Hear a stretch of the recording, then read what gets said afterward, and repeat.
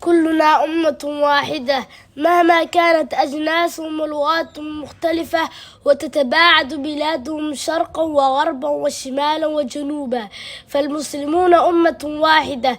كل مسلم في العالم أخ لغيره المسلم، إذا حزن له الجميع، وإذا ناله خير فرح له الجميع، وحياتهم حياة مودة وتراحم وتعاطف.